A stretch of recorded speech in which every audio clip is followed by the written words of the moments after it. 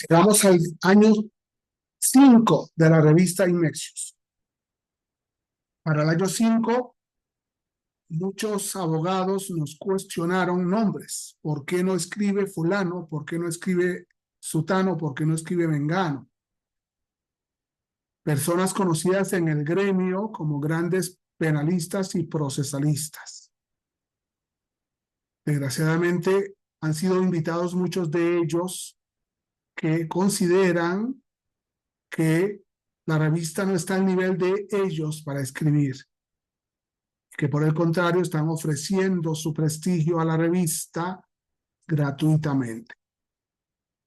Hemos procurado que la revista Inmexius ofrezca una doctrina del proceso penal y del derecho penal, sumando en algunos días, en algunos meses, a la justicia integral para adolescentes. Y nos hubiera gustado también tener una, una dedicación a los derechos humanos, una dedicación al derecho constitucional y algunos temas políticos, sociológicos.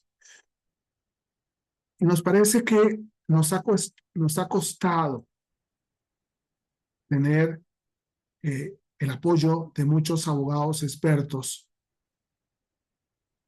porque no quieren dar sus ideas, porque tienen miedo a que queden por escrito. Principalmente muchos de ellos nos han dicho no queremos la crítica.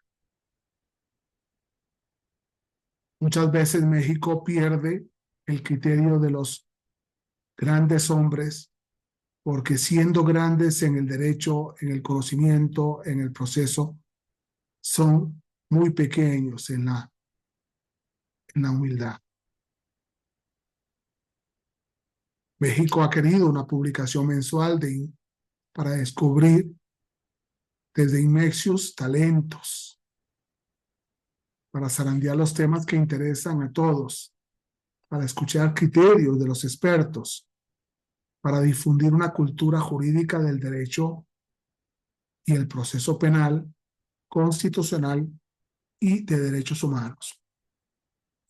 Lógicamente, en el mes de enero del 2021, el tema importante con la pregunta se archiva en el Ministerio Público o se archiva en el Poder Judicial. La propuesta de Inmexius era que el archivo debe realizarse en el último eslabón de la cadena, que es el Poder Judicial, el digesto. Sin embargo, fue un tema complejo en la discusión de este mes de enero.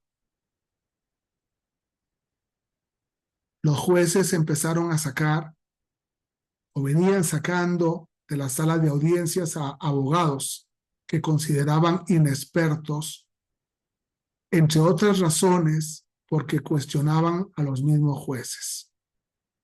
Y los jueces aplicaban la defensa penal adecuada, sacándolos de la sala de juicio, humillándolos en la sala de juicio. Y por eso, en febrero del 2021, la revista Inmexius quiso analizar cuáles eran los alcances de una defensa penal adecuada. Estudiando la Constitución Política en su reforma al Ministerio Público, considerábamos que la Constitución hizo autónoma a la Fiscalía, dejando sin autonomía al Ministerio Público, aunque en una interpretación confundiendo los conceptos podríamos resolver el problema, aunque no se puede distinguir donde la ley no distingue, menos aún cuando la que no distingue es la Constitución Federal. Pero nos hacíamos la pregunta, ¿autonomía para qué si todos los fiscales locales y los fiscales federales seguían obedeciendo al superior del Ejecutivo federal o local? Se pregunta la criminalística. La criminalística de campo no se ha entendido, la criminalística de laboratorio se confunde con la criminalística de del lugar de los hechos, y llega un momento en el que, a pesar de tener tantos expertos, no acudimos a ellos, sino por el contrario, queremos nosotros como abogados decir lo que los criminalistas deben pensar y hacer.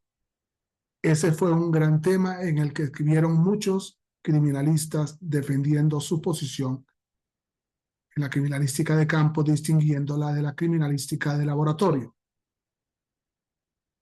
La defensa forense, si el abogado debe estar con el imputado en el lugar de los hechos, porque el imputado tiene derecho constitucional a un defensor desde el momento de la detención en el lugar de los hechos, entonces tenemos que manejar el concepto de defensa forense. Por el momento, los defensores no son citados al lugar de los hechos y el imputado es sacado sin el defensor del lugar de los hechos. Estudiamos en el mes de junio del 2021 el tema del indicio, porque está siendo confundido con el concepto de evidencia. En los Estados Unidos de Norteamérica se usa la evidencia como verdad probada. El indicio no es una verdad probada y por tanto no puede aplicarse el concepto de evidencia. Máxime que México crea en el artículo 261 el concepto de dato de prueba, en el cual exige que, a pesar de la prueba científica o técnica, se requiere la inmediación del juez en la contradicción de las partes para tener el concepto de prueba. En el mes de julio analizamos la presencia del Ministerio Público en el lugar de los hechos. En concreto también la importancia del Ministerio Público en el cateo de morada. En el mes de agosto, los datos de prueba. Girona cuestionó el concepto de dato de prueba del artículo 261, primer párrafo del Código Nacional.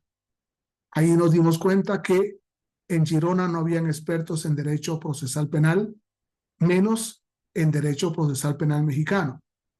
Y no habían expertos en derecho constitucional, menos en derecho constitucional mexicano. Y por tanto no entendían los conceptos del Código Nacional de Procedimientos Penales. En el mes de septiembre estudiamos el tema del video. El video con una pregunta preciosa: ¿es testigo o documento? Analizando la importancia de seguir utilizando el concepto de documento por ausencia de un concepto propio para el documento video y para el documento fotografía. En el mes de octubre, un análisis del ADN con una pregunta: ¿es prueba irrefutable? En el mes de noviembre, la trilogía de investigación. La importancia de que el Ministerio Público acuda a la Policía de Investigación y la importancia de que el Ministerio Público acuda a servicios periciales en la conducción y mando de la investigación que le exige el artículo 21 constitucional, para cerrar en el mes de diciembre del 2021 con el asesor jurídico de la víctima. Un asesor jurídico que hasta esa fecha, y aún todavía hoy algunos, se adhiere al Ministerio Público y no asume la función de defensa de los derechos de la víctima. Esperamos que pronto tengamos claro el derecho y el proceso.